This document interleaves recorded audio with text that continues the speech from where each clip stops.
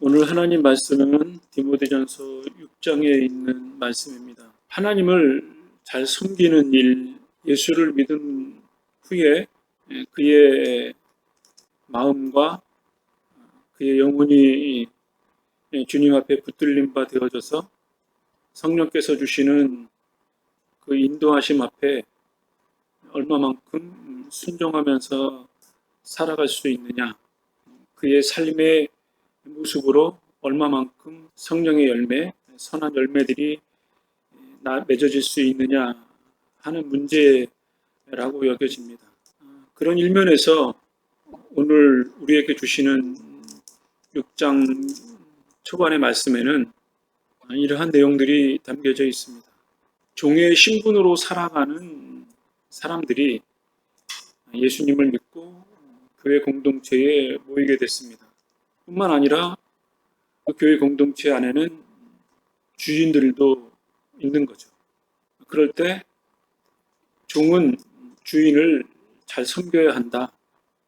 영적으로 하나님의 백성으로서는 동등할지 모르지만 이 세상의 육신의 모습으로 살아가는 우리 삶의 현장 속에 종의 신분과 주인의 신분은 엄격한 것인데 그것을 신앙의 명목으로 무효하기는 대단히 어려운 면이 있는 거죠. 그럴 때 종의 사람들은 주인을 집에서도 잘 섬겨야 하지만 교회 안에서도 당연히 잘 섬겨야 하는 거죠. 이것이 하나님을 잘 섬기는 모범된 삶인 거죠. 그럴 때 주인은 어떠해야 하는가?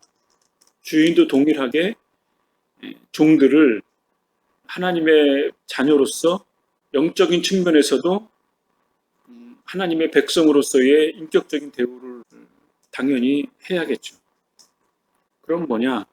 하나님께서 인간을 창조하신 하나님의 형상을 입은 존귀한 존재로서 서로 위하고 섬김으로써 하나님의 은혜, 하나님의 영광 또는 서로 간의 신뢰, 인격적인 관계가 형성될 수 있다. 이렇게 이해할 수 있겠죠. 이러한 내용이 후반절에도 나옵니다. 부자들은 교만하지 말고 돈을 의지하지 말고 하나님께 소망을 두고 자기에게 부여해 주신, 베풀어 주신 그 은혜만 필요에 따라서 베푸면서 살아라. 이 말은 무슨 말이냐면 자기가 가지고 있는 지위만큼 지위에 해당하는 그러한 선한 영향력을 베풀어라, 미쳐라 하는 것을 의미하죠.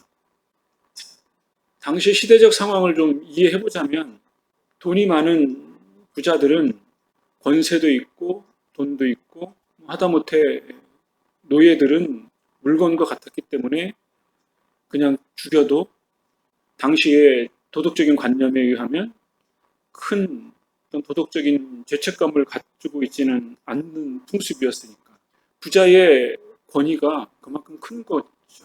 그럴 때 그들이 교회 안에 들어와서 주님을 고백하고 하나의 신앙의 공동체를 형성한다라고 하는 것은 자기가 누렸던 그런 수많은 권리들이나 그런 것들이 별 가치가 없다. 예수께서 베푸신 그 존귀한 가치가 너무나 숭고하기 때문에 그분께 귀한 것이죠. 그렇기 때문에 부자의 입장에서 현실적인 문제를 들여다보면 자기가 가지고 있는 권위를 어떻게 보면 내려놓는 거죠. 그리고 그것을 하인들이나 교회 공동체 안에 물질적인 어떠한 그 도움을 베풀므로써 거기 안에 있는 사람들이 공평하게 최소한의 생계를 유지할 수 있는 그러한 그 경제적인 어떤 최소한의 장치를 이 부자들이 일정 역할을 감당했다. 이렇게 이해할 수 있겠죠.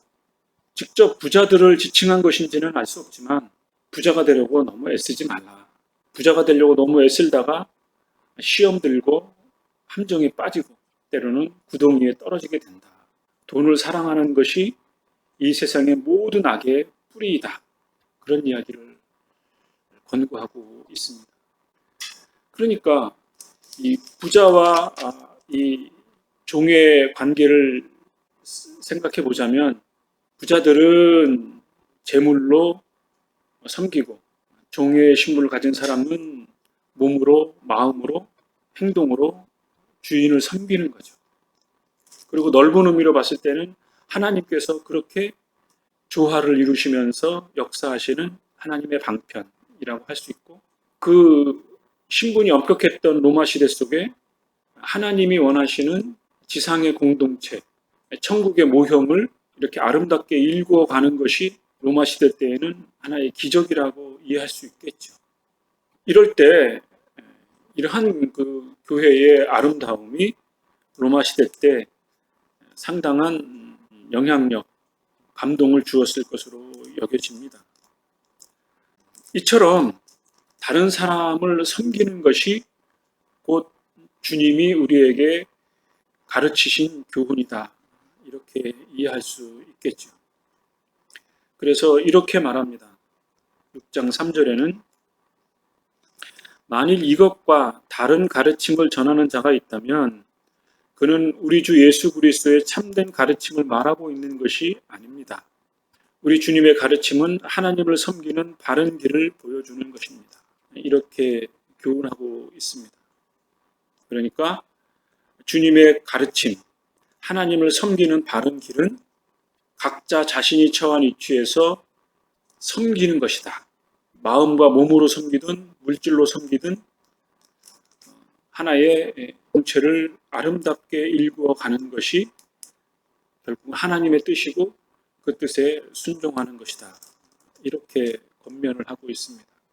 이러한 섬김 외에 두 번째로 권면하고 있는 말씀이 무엇이냐면, 사도행전 19장하고 20장에 있는 에베소 교회의 문제이기도 한데, 서로 변론하지 말라, 말싸움하지 말라, 악한 마음으로 다투지 말라고 이렇게 권면하고 있습니다. 이것은 디모데전서 1장에도 잠깐 말씀을 나눈 바가 있습니다만, 어쨌든 한 주님을 섬기는 교회의 공동체가 서로 악의적으로 싸우거나 악의적으로 변론을 일삼는 것은 결국은 서로의 불신을 창출해내는 것이기 때문에 그것이 하나님을 바르게 섬기는 것이라고 할 수 없다. 물론 이거는 초대교회였기 때문에 모든 것들이 정리정돈이 잘 안 된 상황이었던 것을 우리가 이해를 해야겠죠. 율법의 문제라든지 이방의 풍습이라든지 또 그런 것들을 예수를 믿는 신자들이 해야 되냐 말아야 되냐 하는 그런 것들이 정리되어 있지 않는 상황이었기 때문에 변론이 생기는 것은 당연하겠죠. 그런데 그런 것들을 이제 바울이나 장로들이나 교회의 지도자들이 또 사도들이 이렇게 예루살렘 총회라고 하죠. 그런 것들을 통해서 이렇게 정리를 하고 또 교회의 신자들에게 어떤 지침들을 가르쳐 줬거든요. 그런 것들에 대해서 이제 각 흩어져 있는 교회의 신자들의 공동체들이 그것을 자기화, 충분히 이해하고 납득하고 그 사도의 가르침이 맞다라고 인지를 하고 순종하면서 살아갈 수 있느냐. 그리고 더 이상 논란의 여지를 삼지 않고 하나님을 섬기는 일, 아름다운 교회의 공동체를 일구는 일에 최선을 다해서 힘쓰는 것, 그것이 아름다운 교회 공동체를 이루는 중요한 요소이고 그것이 하나님을 섬기는 거고 주님의 가르침을 본받는 것이다. 이렇게 이해할 수 있겠죠. 그러니까 요지는 이겁니다. 자기의 주장보다 성경의 가르침이 중요하고 자기의 강력한 주장을 관철시키기 위해서 노력하는 것보다는 주님의 가르침에 순종하는 것이 교회에 있는 모든 사람들이 유념해 두어야 할 것이다. 이것을 우리가 얼마만큼 순종할 수 있느냐 하는 문제이겠죠. 마지막으로 여러 가지의 당부의 말씀을 하고 있는데 11절에는 이렇게 기록되어져 있습니다. 그대는 하나님의 사람이니 이 모든 악을 멀리하라고 권면합니다. 여기에 그대는 디모데이고 권면하는 사람은 바울이었겠죠. 하나님의 사람이다. 그렇기 때문에 모든 악을 멀리해라. 옳은 길에 서고 하나님을 섬기고 믿음과 사랑과 인내와 온유함을 가져라. 그리고 쓸데없이 변론하지 말고 자기 자신들은 참된 지식이라고 주장을 하는 어리석은 말을 하는 사람들이 교회 안에 있지만 그러한 사람들과의 변론을 멀리하라. 그들은 자기의 주장, 이방의 풍습을 관철시키는 사람이다. 그들은 참된 믿음에서 떠난 어리석은 변론을 하는 사람들이니 그 사람들과 멀리하라.